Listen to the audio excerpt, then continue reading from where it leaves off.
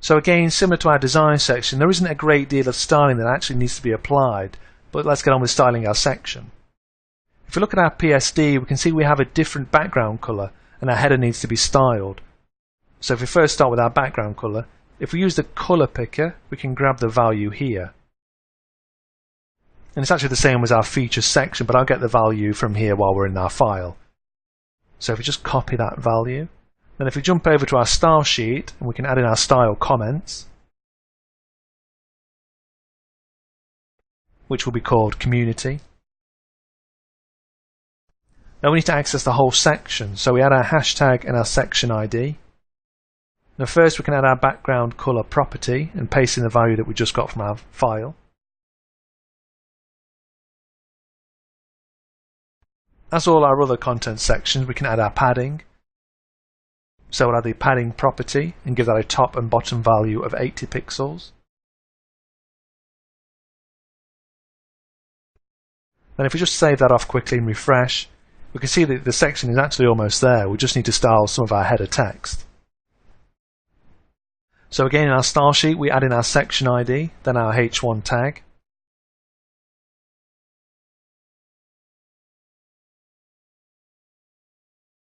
Now we need to adjust the header text size, so we can add in the font size property.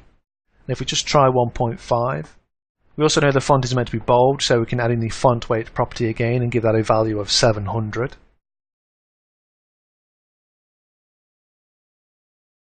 So if we just save and refresh, we can see that that actually looks a lot like our design.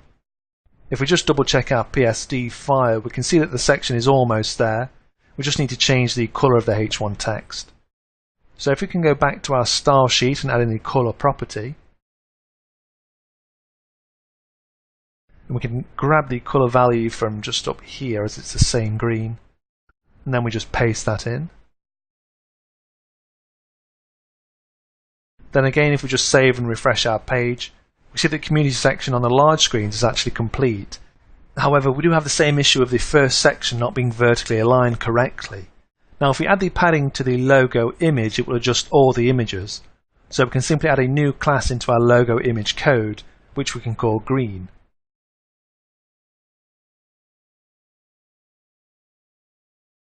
Then we just need to add our section ID, then we can access our green class, and we can give this the same padding as we did with the design section. So we can copy this style here and paste it into the style we just created. Then if we just save that off and refresh, we can see our community section looks good on the larger screens. And if we shrink the page down, we can see that the content stacks okay. However, as we mentioned, there's no spacing between these images. So we just need to add some styles into our media queries to correct this. So if we just head to our style sheet and then into our media queries. Now we need to add styles to our images. However, if we use the image tag, we will also affect the logo. So what we can do is what we did before, is we can simply add another class in. So after our size class, we can simply add in the image class to the first image, as this one sits on top when the section is collapsed on small devices. Then if we just save that, we can just jump back over to our style sheet. Now in our media queries section, we can simply add in the section ID, then our new image class to access just that specific community image.